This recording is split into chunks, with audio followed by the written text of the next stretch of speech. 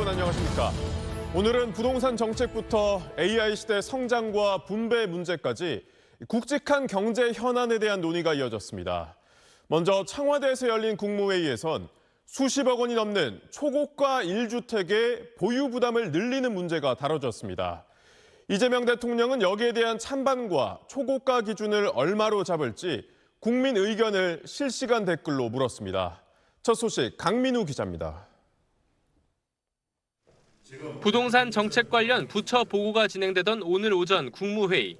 이재명 대통령은 소위 똘똘한 한 채나 100억 원 이상 하는 초고가 주택에 다른 1주택과 똑같이 부담을 지우는 것에 사회적 논란이 있다면서 유튜브의 실시간 댓글 기능을 통해 국민에게 물어보자고 즉석 제안을 했습니다. 실거주 1주택인데 초고가 주택에 대해서는 좀 차별적으로 부담시키는 게 좋겠다에 동의하시면 1번, 그거 아니다 2번 한번 눌러주시면 좋겠습니다. 몇 분 뒤 결과가 나왔습니다. 대부분의 댓글이 네. 1번입니다. 비중이 얼마나 돼요? 일반 한 90%대. 초고가 주택은 실거주 1주택이라도 좀 강화하자는 점에 대해서는 대체적으로 동감하는 것 같네요. 초고가 주택의 기준을 시가 얼마로 잡을지에 대해서도 의견을 수렴해보자고 제안했는데 30억 원이 적정하다는 댓글이 많이 나왔다는 답변에 다소 놀라는 반응을 보였습니다. 의외네. 한 50억 할 줄 알았는데. 20억도 네. 꽤 많습니다. 20억도 많아요? 이 대통령은 한성수 국무총리에게 이런 말도 건넸는데 그거 하면 우리 큰일 날 것 같은데. 여기 20억 넘어요? 집 없어 이제. 집 한 채 있습니다. 근데 20억 넘습니다. 국무회의 뒤 청와대는 이 대통령이 지난 2월 매물로 내놓은 분당 아파트가 가계약을 거쳐 곧 매도가 완료된다고 설명했습니다. 이 대통령은 집값을 잡기 위해 세금을 부과한다는 이야기는 사실이 아니라면서 왜곡된 현행 부동산 세제를 바로잡는 게 1차 목표고 집값을 잡는 건 부수적 효과라고 설명했습니다. 조세가 기본적 기능을 못하다 보니까 그게 부동산 투기 유발 요인이 돼버린 거예요. 이 대통령의 즉석 의견 수렴은 다음 주 부동산 대토론회를 앞두고 주요 쟁점을 띄우며 의제 선점에 나선 거란 해석이 나옵니다. SBS 강민우입니다. 국무회의에서 오세훈 서울시장이 서울의 주택 공급에 대해 할 말이 있다고 나섰지만 발언권을 얻지 못하면서 신경전이 벌어지기도 했습니다. 정부의 부동산 정책 수립을 위한 첫 부동산 국민 토론회도 오늘 열렸는데요. 이 자리에선 공급을 늘리려면 규제를 완화해야 한다는 목소리가 쏟아졌습니다. 이성훈 기자입니다. 지방선거 이후 처음으로 국무회의에 참석한 오세훈 서울시장. 서울시의 주택 공급 방안 등을 설명하겠다며 발언을 요청했지만 한성수 국무총리가 제동을 걸었습니다. 총리님, 저 서울시장 말씀 좀 드려도 될까요? 지금 이 건은 그냥 국민 대토론회가 있으니까요. 그냥 요건으로 넘기면 좋겠습니다. 발언 기회를 얻지 못한 오 시장은 아쉬움을 드러내며 재건축, 재개발 활성화, 이주비 대출 규제 완화 등이 담긴 보고서를 제출했고 청와대는 면밀히 검토하겠다고 밝혔습니다. 몇 시간 뒤 열린 국토교통부의 첫 부동산 토론회에선 공급 해법을 놓고 다양한 의견들이 제시됐습니다. 정비사업 현장에선 이주비 대출 규제부터 풀어야 한다는 요구가 나왔습니다. 이주비 대출을 해주겠다는 금융기관이 없어 많은 사업장들이 이주가 지연될 위기에 놓였습니다. 신속한 공급을 얘기하면서 정작 사업이 진행되기 위해 꼭 필요한 자금줄은 막은 것은 모순이라고. 오피스텔과 빌라 등 비아파트에는 대출과 보증 규제를 완화해야 공급이 늘 거란 제안도 이어졌습니다. 규제 지역과 토지거래 허가구역 운영을 놓곤 의견이 엇갈렸습니다. 전세를 살던 사람을 내보내지 않으면 이거 매각을 하기가 어려운 상황이 되다 보니까 이게 조금씩은 또 구축도 전세 매물이 줄어드는 상황이기 때문에 2025년 2월에 서울시에서 토지거래 허가구역을 풀면서 어떤 일이 벌어졌습니까? 부작용도 충분히 고려해서 이루어져야. 청년 10명 가운데 8명이 세입자인 만큼 세입자 보호를 주거정책의 중심에 둬야 한다는 목소리도 나왔습니다. 정부는 내일과 모레 금융과 세제 분야 토론회를 잇따라 열고 온라인에서도 의견을 수렴하기로 했습니다. 이를 토대로 오는 23일 대통령 주재 부동산 대토론회에서 공급과 금융, 세제를 아우르는 정책 방향을 논의한다는 계획입니다. SBS 이성훈입니다. 정부가 반도체 호황에 힘입어 올해 우리 경제가 3% 성장할 것으로 내다봤습니다. 반년 전 전망치 2%에서 1%포인트나 높였습니다. 이런 깜짝 성장에도 취업 시장은 더 어려워질 것으로 예상됐습니다. 보도에 정준호 기자입니다. 정부는 하반기 경제 성장 전략을 발표하면서 올해 실질 국내 총생산, GDP 성장률 전망치를 3%로 올려잡았습니다.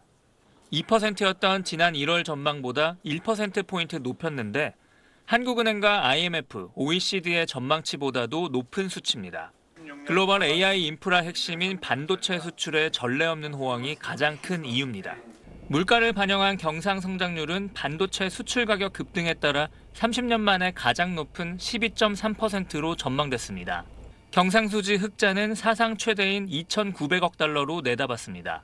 정부는 중동 전쟁이란 악재가 있었지만 26조 원의 추경 편성으로 충격을 상당 부분 완화했다며 성장률 전망치에는 정책 의지도 담겼다고 설명했습니다. 올해가 잠재 성장률 3%, 세계 무역 4강, 국민소득 5만 불이라는 대체에 불과 대한민국으로 도약하는 원년으로 기억될 수 있게 힘을 모아주시길 부탁드립니다. 정부는 이를 위해 반도체와 AI 데이터 센터, 피지컬 AI 등 이른바 3대 메가 프로젝트를 신속하게 추진해 글로벌 시장에서 초격차를 만들겠다는 구상입니다.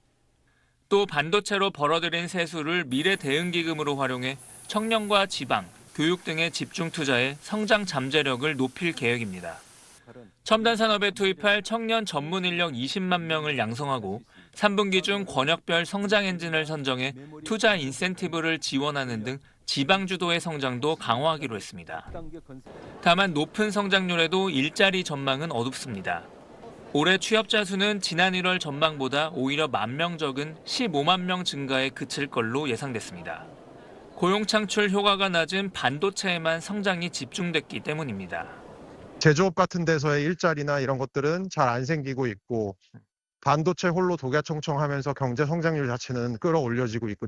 여기에 전쟁 여파로 올해 물가 상승률 전망도 2.1%에서 2.6%로 높아지면서 민생에 끼칠 고물가, 고금리, 고환율 여파에 어떻게 대응할지가 하반기 주요 과제란 지적입니다. SBS 정준호입니다. 경제 성장률 전망이 1.5배 높아질 정도로 반도체 호황이지만 그 막대한 이익을 어떻게 나눌지가 사회적 과제로 남았습니다.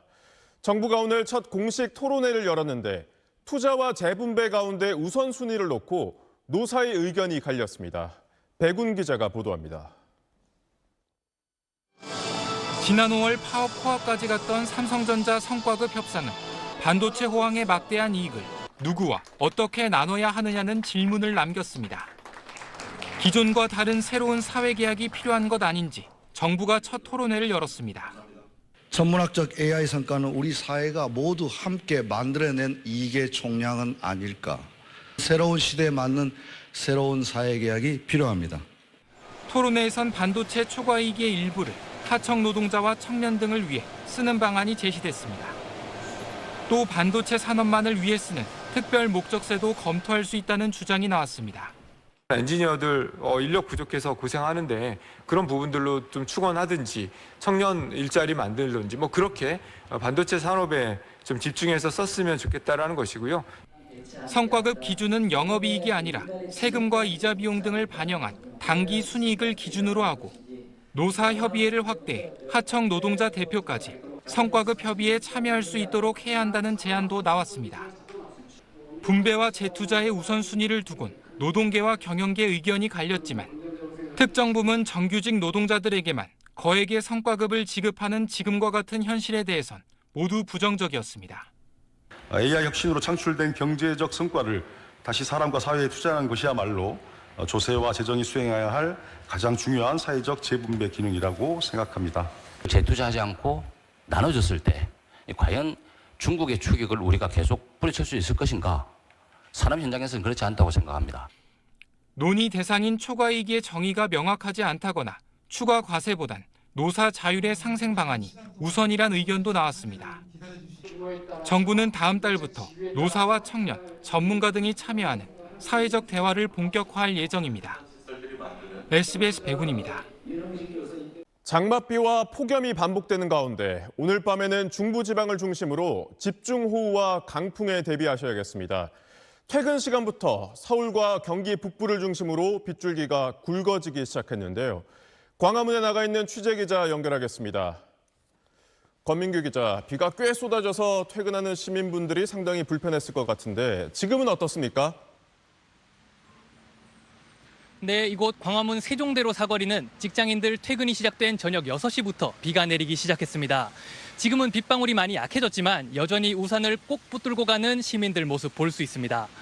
기상청은 오늘 저녁 6시부터 내일까지 서울과 수도권 일대 30에서 최대 100mm의 장맛비가 내릴 걸로 예상했는데요. 이번 장맛비의 특징이기도 하죠. 국지적이고 산발적으로 비가 내렸다 그쳤다 반복하는데 바람까지 매우 강하게 불 걸로 예보돼 있어 안전에 각별히 유의하셔야겠습니다.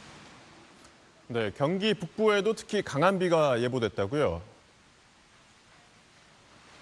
네, 그렇습니다. 기상청은 경기 북부에 최대 120mm, 강원 북부 내륙에도 강풍을 동반한 100mm의 비가 내릴 걸로 전망했습니다. 많은 비가 예보된 강원 철원과 화천, 경기 남북부와 인천 일대엔 호우주의보가 발효된 상태입니다.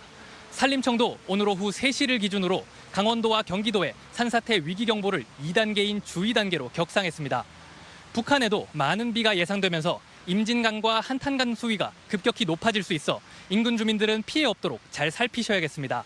현재 수도권 일대에 강한 비를 뿌리고 있는 구름들은 자정을 기해 점차 충청도와 전라도 쪽으로 내려갈 걸로 보입니다. 지금까지 서울 광화문에서 SBS 권민규입니다. 네, 현장 화면을 보니 비가 잦아진 것 같지만 밤사이 어떻게 될지 계속 지켜봐야겠습니다. 이어서 기상팀 서동균 기자와 자세한 이야기 나눠보겠습니다. 자, 서 기자, 지금은 어디에 비가 집중되고 있습니까? 네, 먼저 비구름을 알 수 있는 레이더 영상 먼저 한번 살펴보겠습니다. 태풍 바비에서 기원한 저기압이 서해상을 따라 우리나라에 본격적으로 영향을 주고 있습니다.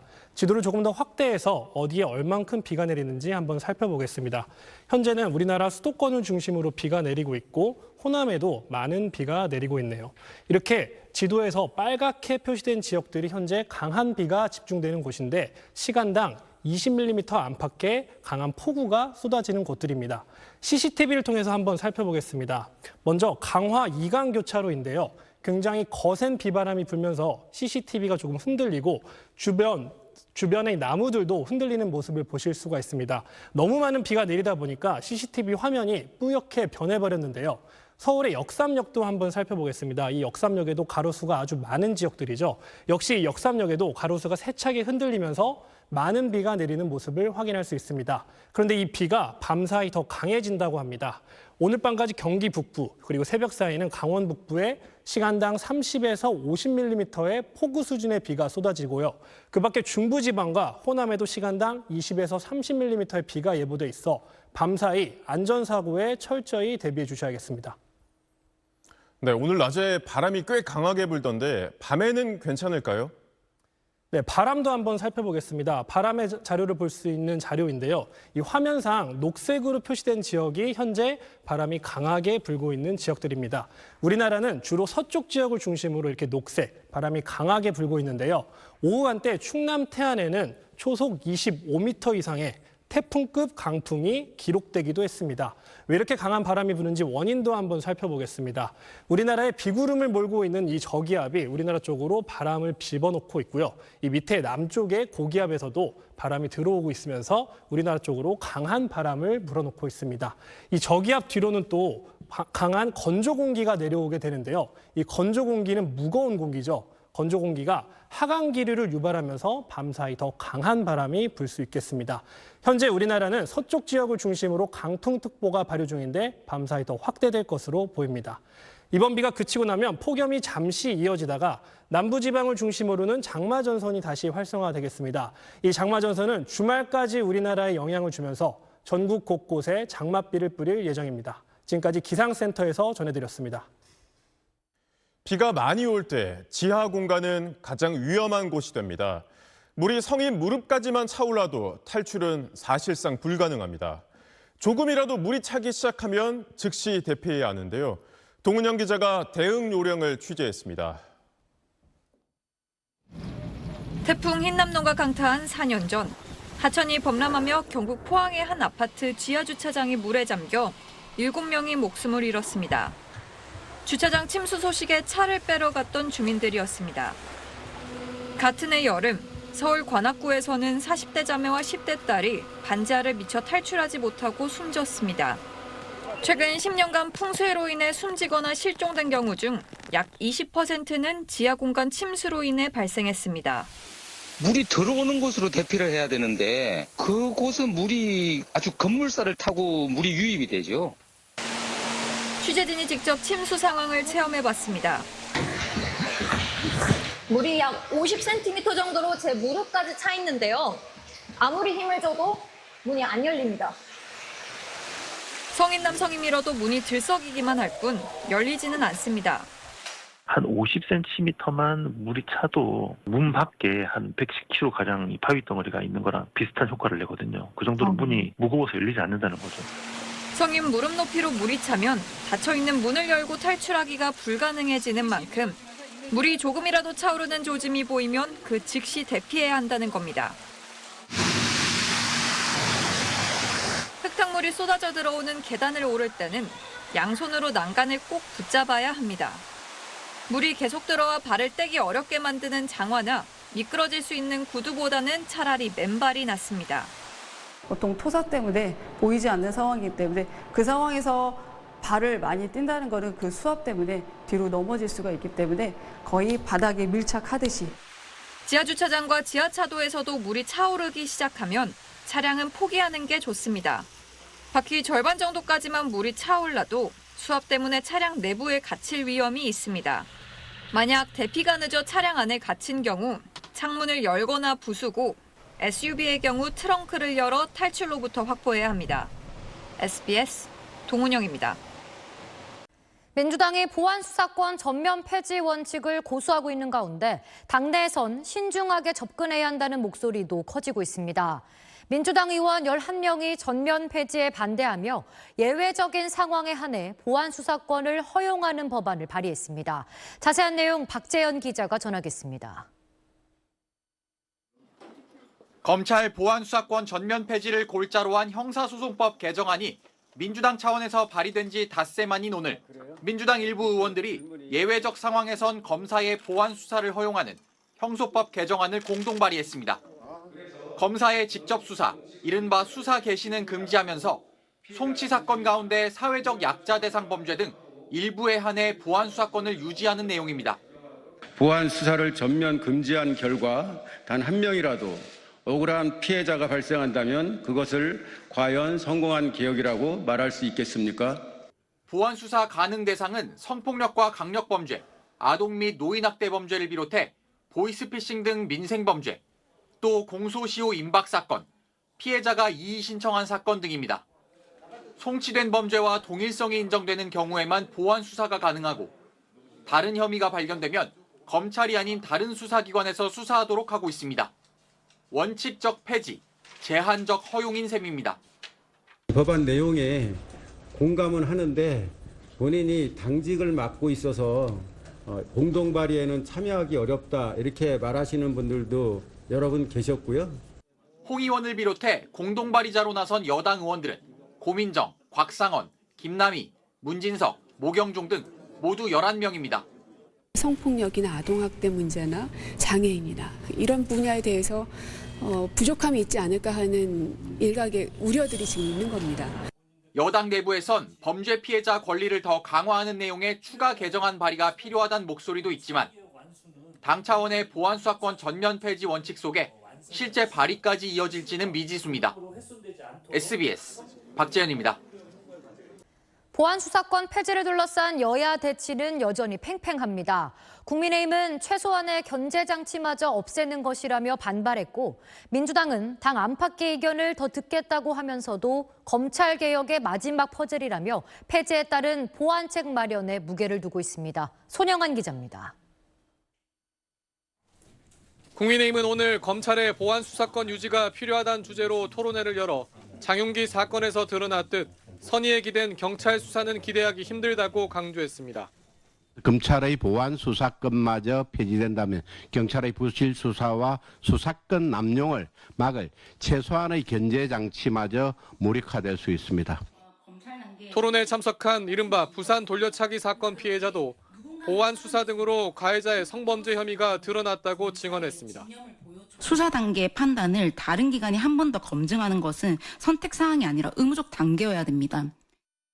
국민의힘 원내 지도부는 이번 주 발의할 형사소송법 개정안에 보안 수사권 유지뿐 아니라 경찰의 수사 종결권을 삭제하거나 변경하는 내용도 담길 것이라고 예고했습니다. 민주당은 보안 수사권 전면 폐지를 골자로 한 형사소송법 개정안을 놓고 의원총회를 열었습니다. 한병도 원내대표는 일각의 우려도 잘 알고 있다며 수기와 토론을 강조했지만 완전 폐지에 따른 보안 체계에 무게를 뒀습니다. 보안 수사권 완전 폐지를 골자로 하는 형사소송법 개정으로 검찰 개혁의 마지막 퍼즐을 완성해야 합니다. 다만 의원총회에선 보안 수사권의 예외적 허용 의견도 여러 의원들이 제기한 것으로 알려졌습니다. 완전히 그 보안 수사권을 존치하자는 의견은 일단 지금 우리 당내에서는 없는 것 같습니다. 민주당은 다음 주 전문가를 초청해 정책 의총을 여는 등 의견 수렴 과정을 통해 법안의 완성도를 높이겠다고 밝혔습니다. SBS 손형원입니다. 이렇게 보안 수사권 폐지에 대한 논란이 이어지는 가운데 검사가 경찰에 보안 수사를 요구하는 것만으로도 충분하다는 주장이 있습니다.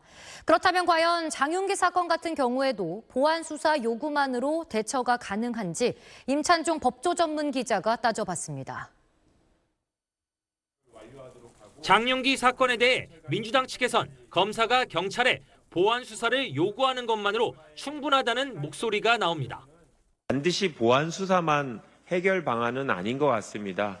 문제를 보안 수사 요구를 통해서 찾아냈고 보완할 수 있도록 하는 제도가 준비되고 있고 실제로 민주당 형사소송법 TF는 검찰의 보안 수사권을 폐지하되 보안 수사 요구권은 강화하는 개정안을 지난 9일 발표했습니다. 개정안엔 검사의 보안 수사 요구를 경찰이 거절할 수 없고 보안 수사 요구는 최장 2달 안에 이행되어야 하며 긴급한 경우 이행 기간을 더 짧게 정할 수 있다고 규정돼 있습니다. 처음 수사했던 경찰서에서 보안 수사 요구를 이행하기 어려워 보이면 다른 경찰서 등에 검사가 보안 수사를 요구할 수 있도록 하는 조항도 추가됐습니다. 하지만 이 같은 보안 수사 요구권 역시 장윤기 사건에 대입하면 작동하지 않는 것으로 드러납니다. 가장 큰 이유는 경찰이 일부러 사건을 축소한 경우 보안 수사 요구 자체가 무력해진다는 점입니다. 보안 수사 요구를 거절할 수 없도록 했다고 해서 고의로 증거를 인멸한 경찰이 증거를 검찰에 제출할 리 없기 때문입니다. 보안 수사 요구 이행 기간을 짧게 정하는 것도 큰 효과를 기대하기 어렵습니다. 개정안에 따르면 장윤기 같은 구속 피의자 사건의 경우 피의자를 석방할 것이 아니라면 검사는 사건을 넘겨받은 지 열흘 안에 기소해야 합니다. 그런데 보안 수사 요구는 검사의 직접 보안 수사보다 시간이 오래 걸려 열흘 내 충분한 증거 확보가 애초에 어렵기 때문에 이행 기간을 짧게 정하는 것이 큰 의미가 없는 겁니다. 다른 경찰서에 보안 수사를 요구할 경우 사건을 잘 모르는 경찰관이 투입되는 만큼 구속 사건에서 기한을 맞추기 더 어렵습니다. 요구만으로 안 되는 경우가 있을 수 있거든요. 그거를 바로잡기 위한 안전판이 있어야 됩니다. 그 안전판이 검사의 직접 보안이고 그냥 없애버리게 되면은 분명히 공백이 생길 수밖에 없습니다. 경찰 수사를 감시하고 교정하기 위해서 검사의 보안 수사가 필요하다는 목소리가 커지고 있는 이유입니다. SBS 임찬종입니다. 구속된 장윤기 사건 전 수사팀장이 당시 상사였던 경찰서장과 형사과장에 대해 최근 경찰특별수사단에서 한 진술 내용을 저희 취재진이 확인했습니다. 경찰은 해당 진술 등을 토대로 더 윗선의 개입이 있었는지를 확인하는 데 수사력을 집중하고 있습니다. 안희재 기자의 단독 보도입니다.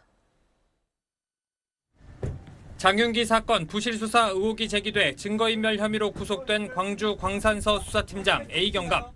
증거인멸 혐의 인정하십니까? 있으신가요? A경감은 최근 4차례 경찰 조사에서 상관인 광산서 형사과장 박모경정이 강간살인죄 증거가 부족하다며 일반 살인죄 적용을 결정했고 자신도 동의해 따랐다는 취지로 진술한 걸로 파악됐습니다. A 경감은 그러면서 혐의 적용과 관련해 광산서장 김모 경무관에게 대면 보고한 적은 한 차례도 없다고 말한 걸로 SBS 취재 결과 확인됐습니다. 김 경무관 역시 형사과장을 통해서만 보고받았다는 입장으로 알려졌습니다. 경찰 특별수사단은 수사 책임이 있는 세 사람 모두 직권남용 권리행사 방해 혐의로 오늘 입건했습니다. 장윤기에게 강간살인죄를 적용해야 한다는 수사팀 내부 의견에도 일반 살인죄를 적용하는 과정에 이들이 부적절하게 개입한 정황을 포착했다는 겁니다. 특히 이들이 장윤기 아버지와 유착 의혹을 부인하고 있는 만큼 더 윗선의 개입이 있었는지 확인하기 위해 수사력을 집중하고 있습니다. 특별수사단은 장윤기 사건을 광산서 형사과에서 통합수사하는 대신 여성 청소년과 등으로 분리 배당한 과정 역시 주요하게 살펴보는 걸로 전해졌습니다. 쪼개기 수사로 성범죄 의도 입증을 막은 것 아니냐는 의심입니다.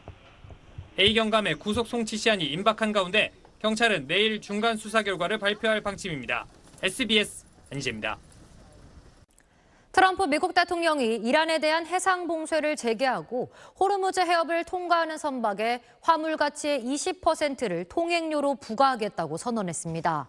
종전 양해각서 합의를 사실상 파기하고 이란 대신 미국이 통행료까지 챙기겠다는 폭탄 발언에 파장이 일고 있습니다. 먼저 곽상은 기자입니다. 현지 시간 13일 트럼프 미국 대통령은 이란을 겨냥한 해상 봉쇄 재개를 선언했습니다. 지난달 17일 종전 양해각서를 체결하며 해제했던 해상 봉쇄를 재개해 이란 정권의 돈줄을 다시 옥죄겠다는 겁니다. Anybody doing business with Iran can't go through. Everyone else will be able to go through. So it's a blockade. It's a very strong blockade. 미군은 한국 시간 내일 새벽 5시를 기해 봉쇄를 재개한다고 예고했습니다. 호르무즈 해협을 두고 무력 충돌이 벌어지며 60일 휴전 약속이 깨지고 석유 수출 제재와 해상 봉쇄까지 재개되면서 양측의 대립은 종전 양해각서 체결 이전 상황으로 되돌아갔습니다. 트럼프는 어차피 양해각서는 이란을 시험하기 위한 것이었다며 개의치 않는다는 반응입니다. 트럼프는 또 해협을 통과하는 민간 선박의 화물 가치의 20%를 안전보장 비용 명목으로 부과하겠다고 밝혔습니다. 돈을 낼 나라로 중동 산유국들을 지목했습니다. I want to be reimbursed because we're protecting a very rich portion of the world. We're spending money. And so what we've done is we are going to be reimbursed for protection. 미국은 그동안 이란의 통행료 부과 시도를 강력 비난해왔습니다. It's an international waterway. No country is allowed to charge tolls or fees on an international waterway. 국제회사기구 IMO는 트럼프의 통행료 부과 선언이 법적 근거가 없는 조치라며 단호히 반대한다는 입장을 밝혔습니다. 아라그치 이란 외무장관은 20%는 너무 많다. 이란은 공정할 거라며 트럼프 발언을 오히려 호르무즈 해협 통행료 징수를 정당화하는 명분으로 삼고 나섰습니다. SBS 곽상은입니다. 미국이 경제적 압박 수위를 높이는 상황에서 양국의 군사적 충돌도 갈수록 격화하고 있습니다. 미국은 이란을 상대로 사흘 연속 야간 공습을 이어갔고 이란 역시 주변국과 상선을 공격하며 맞불을 놨습니다. 유덕기 기자가 보도합니다. 선박 한 척이 항구의 정박시설에 접근하더니 그대로 폭발합니다. 미군이 처음 실전에 투입한 무인 해상드론 코르세이로 이란의 반다르 아바스 해군 시설을 타격했다고 미 중부사령부가 밝혔습니다. 미군은 또 이란 남부 호르무즈 해협 일대 해안 방어 시스템과 미사일, 드론 기지 등을 사흘 연속 야간 공습했습니다. 미군은 호르무즈 해협에서 이란군의 민간 상선 공격 능력을 약화시키기 위한 것이라고 공습 이유를 밝혔습니다. 이번 공습은 트럼프 대통령이 이란을 향해 강도 높은 공격을 예고한 뒤 단행됐습니다. We're going to hit them very hard tonight, and we're going to hit them hard tomorrow, and there's not a damn thing they can do about it. 이란은 호르무즈 해협에서 상선을 또 공격하며 맞받아쳤습니다. 현지 시간 14일 호르무즈 해협 남쪽 항로에서 아랍에미리트 선적 유조선 2척이 이란 미사일에 맞아 선박에 불이 나고 인도인 선원 1명이 숨지고 8명이 다쳤습니다. 영국 해상무역기구엔 또 다른 유조선 2척이 오만 해역에서 피격당했다는 신고가 접수됐습니다. 이란 측은 피해 선박들이 미국의 선동으로 허가하지 않은 항로로 지나려다 피격됐다고 주장했습니다. پیرو هشدارهای قبلی به هیچ عنوان به آمریکا اجازه دخالت در مدیریت تنگه هرمز را نمیدهیم و نخواهیم داد. 이란은 바레인과 요르단 등의 미군 기지를 겨냥한 보복 공습도 이어갔습니다. 호르무즈 해협 통제권을 둘러싼 힘겨루기가 정면 충돌 양상으로 번지면서 종전 협상이 좌초하고 전면전까지 재개될 수 있다는 우려가 커지고 있습니다. SBS 유덕희입니다. 트럼프 대통령의 발언으로 중동 지역 긴장이 다시 고조되고 있는데요. 그럼 워싱턴 연결해서 자세히 알아보겠습니다. 이한석 특파원, 트럼프 대통령이 이란에 대한 군사 행동을 재개하겠다고 의회에 공식 통보했다고요? 네, 현지 시간 13일 트럼프 대통령은 7일부터 이란에 대한 군사행동을 재개했다는 내용이 담긴 서한을 의회에 공식 발송했습니다. 1973년 제정된 전쟁 권한법에 따라서 미국 대통령은 군사행동을 개시한 뒤에 48시간 이내에 의회에 통보를 해야 합니다. 트럼프는 서한에서 이란이 호르무즈 해협에서 선박 3척을 공격하는 등 해협 안전보장 합의를 먼저 위반했기 때문에 미국이 공격을 단행했다고 설명을 했습니다. 공격 대상에는 이란의 미사일 기지와 방공망, 또 해상 전력 등이 포함됐고 지상군은 투입되지 않았다고 밝혔는데요. 필요하다면 추가적인 조치를 취할 준비가 돼 있다며 추가 공습도 예고했습니다. 11월 중간 선거를 앞두고 부담이 클 텐데 트럼프 대통령이 이렇게 초강수를 두는 배경은 뭡니까? 네, 미국은 지난달 중순 극적으로 종전 양해각서를 체결하고 이란을 확실히 통제하려고 했습니다만 이란은 핵심 쟁점인 이 핵 관련 협상엔 임하지 않고 있고 이 와중에 이 외국 선박을 공격하면서 호르무즈 해협 통제권을 기정사실화하려는 움직임을 보이는 상황입니다. 트럼프는 실패한 합의라는 미국 내부의 평가가 더 아팠을 거고요. 엉성한 휴전 상태로 이란에 끌려다니느니 선거 전에 군사행동이라는 강경 카드를 통해서 본인의 뜻대로 다시 판을 짜겠다고 판단한 것 같습니다. 특히 이 해상봉쇄 재개로 이란의 전쟁 자금줄을 옥죄고 경제적 타격을 입혀서 하메네이 장례식 이후에 힘을 얻고 있는 이란 강경파들을 굴복시켜서 다시 협상장으로 끌어내겠다 이런 계산도 깔린 걸로 보입니다. 하지만 이란이 호락호락 물러설 가능성이 없는 상황이라서 출구 없는 장기전의 늪에 빠질 수도 있습니다. 유가도 크게 요동치고 있죠? 네, 국제유가 10% 가까이 급등했고요. 나스닥은 1.6% 하락했습니다. 이번 달 본격적인 휴가철이 시작되는 시점에서 기름값 폭등, 트럼프 행정부에겐 아킬레스건입니다. 트럼프 대통령은 한국 시간 17일 오전에 대국민 연설에 나설 예정인데 이란 전쟁을 재개한 이후 못지않게 유가 폭등에 대한 대책을 설득력 있게 제시하지 않으면 미국 내부의 비판 여론 감당하기 어려울 수도 있습니다. 워싱턴에서 전해드렸습니다. 오늘 아침 경기 성남시 정자역 근처에서 승용차가 버스를 들이받은 뒤 인도로 돌진했습니다. 이 사고로 길을 걷던 30대 남성이 숨졌습니다. 운전자는 급발진을 주장했습니다. 김규리 기자가 취재했습니다. 흰색 승용차 한 대가 인도를 가로질러 자전거 보관소를 덮쳤습니다. 도로엔 경찰 통제선이 둘러진 노란색 마을버스가 서 있고 부서진 차량 파편이 곳곳에 어지럽게 흩어져 있습니다. 오늘 오전 6시 50분쯤 경기 성남시 분당구 지하철 정자역 근처 마을버스 정류장에서 승용차 한 대가 행인을 덮쳤다는 신고가 접수됐습니다. 승용차는 멈춰있던 버스의 뒤편을 들이받은 뒤 그대로 인도로 돌진했습니다. 정류장에 손님을 내리고 태우잖아요. 차가 갑자기 쾅 하더라고요. 이렇게 곤두박질 쳐 있더라고요. 버스 운전하면서 처음 겪는 일이라 당황스럽고. 당시 인도를 걷고 있던 30대 남성이 차에 치여 심정지 상태로 병원으로 옮겨졌지만 끝내 숨졌습니다. 다행히 버스엔 승객이 없었고 사고를 낸 50대 여성 A씨와 승용차에 함께 타고 있던 10대 여성도 다쳤지만 생명엔 지장이 없는 걸로 파악됐습니다. 경찰은 당시 A씨가 음주나 약물 운전을 한 건 아니었다고 설명했습니다. A씨는 경찰에 사고 당시 차량이 급발진했다고 주장한 걸로 알려졌습니다. 경찰은 A씨를 교통사고 처리 특례법상 치사 혐의로 입건하고 차량 블랙박스와 근처 CCTV 영상 등을 토대로 정확한 사고 경위를 조사하고 있습니다. SBS 김규리입니다.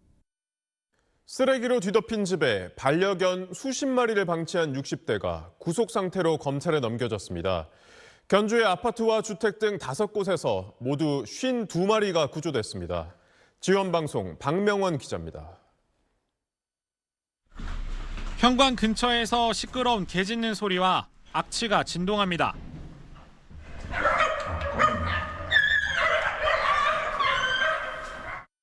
반려견을 방치하고 있는 것 같다는 민원도 끊이질 않았습니다.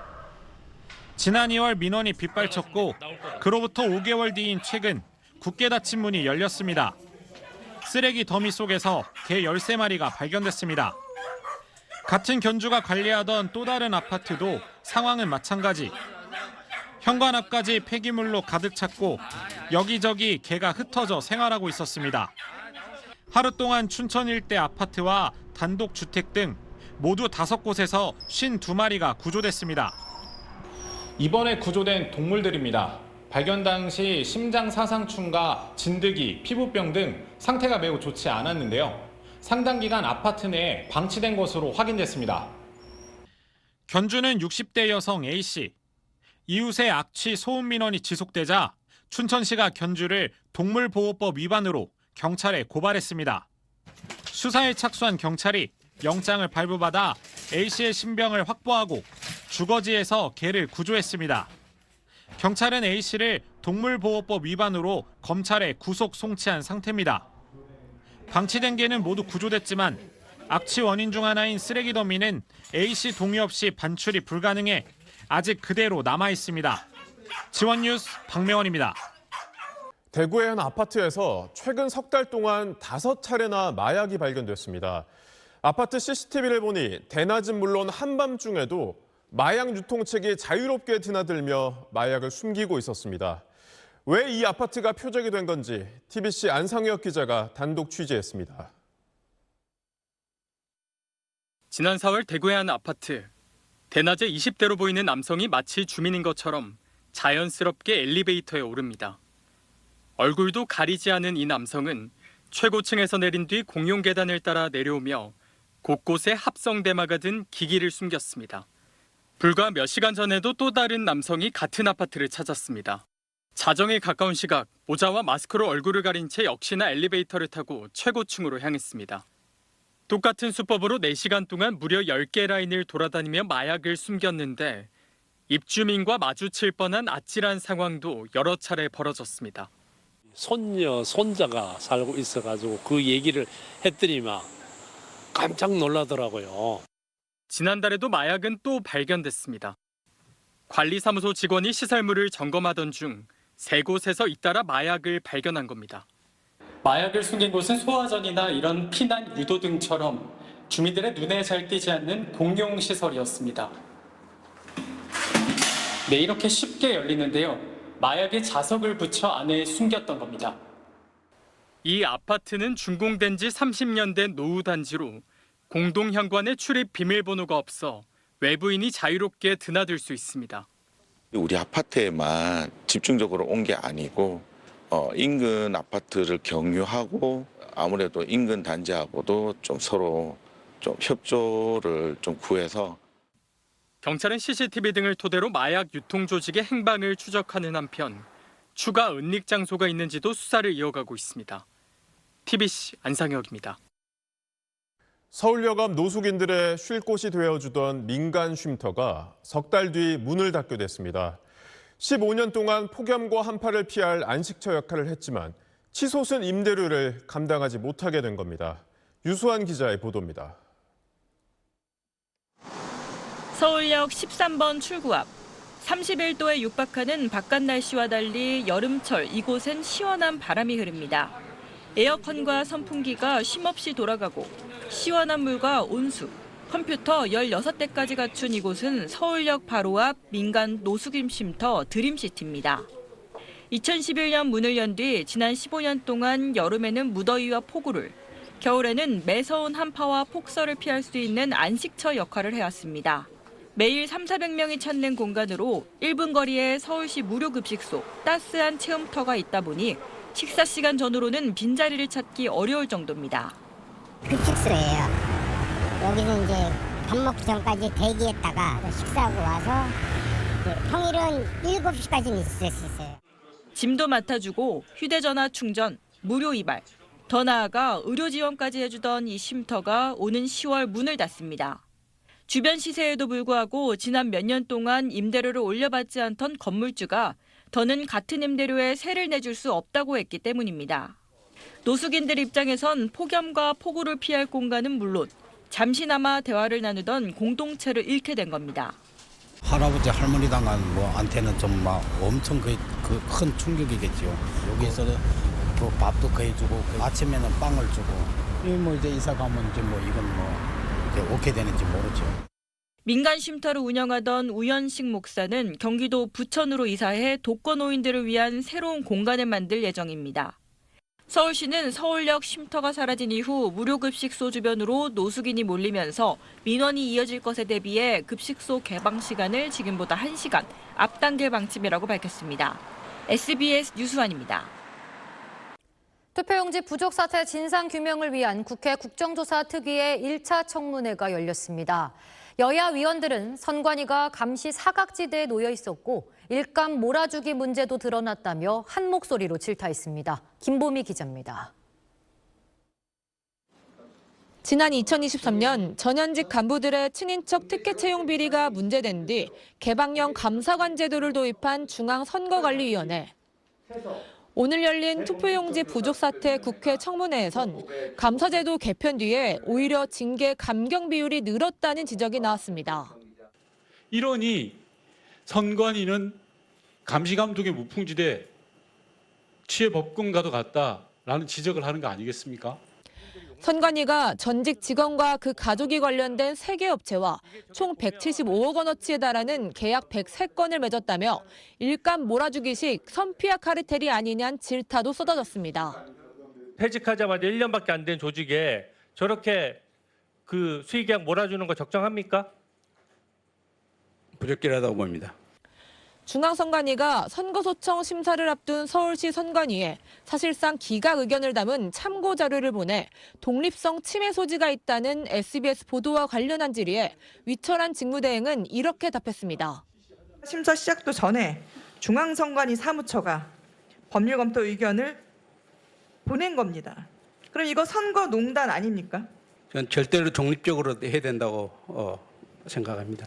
네, 죄송하게 생각합니다.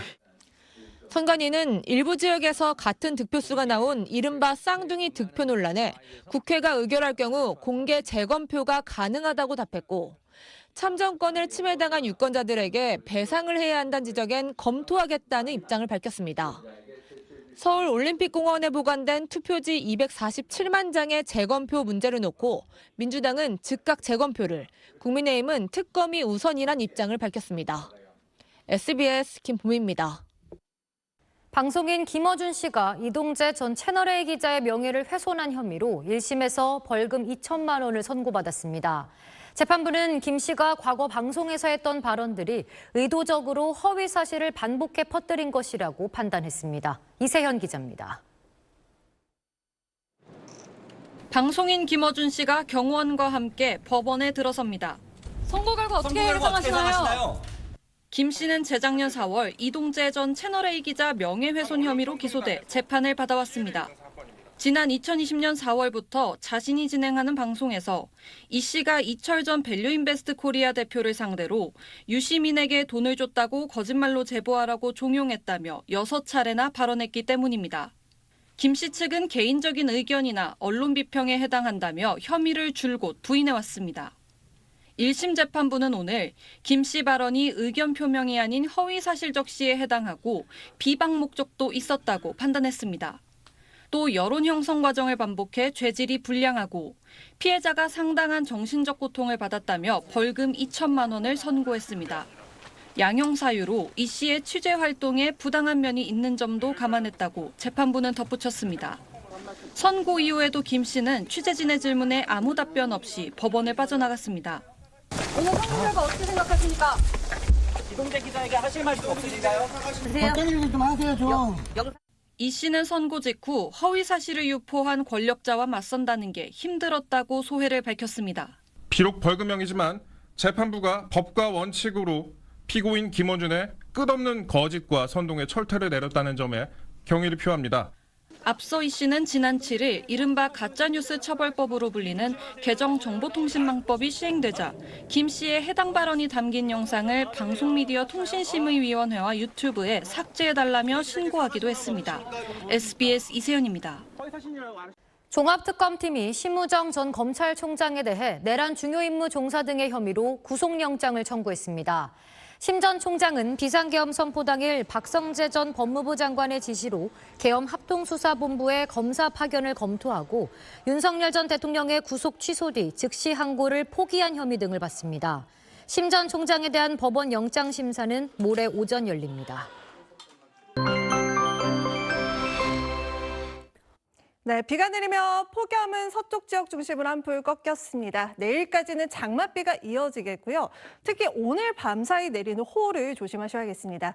지금 비를 뿌리는 비구름대는 이 서쪽에 보이는 이 저기압 소용돌이입니다. 다량의 수증기를 머금고 있는데요. 밤사이에는 북쪽의 성질이 다른 건조 공기와 서로 맞물리면서 중부와 호남 지역 중심으로 강한 비구름을 발달시키겠습니다.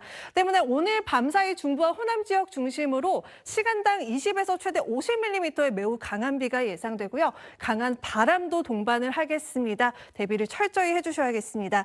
예상되는 비의 양을 보면 경기 북부의 최고 120mm 이상, 강원 북부의 최대 100mm 이상, 서울 등 그밖의 수도권의 최고 100mm, 그밖의 중부와 호남에 80mm의 많은 비가 내리겠습니다.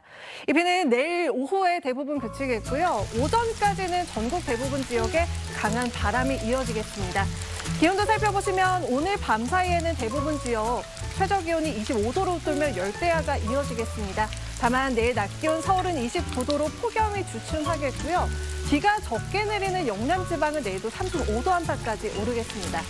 목요일부터는 남쪽에 정체전선이 재활성화되면서 충청 이남 지역에 비가 내리겠고 일요일에는 전국에 비 소식이 있습니다. 내셨습니다. 8시 뉴스 마칩니다. 시청해주신 여러분 고맙습니다.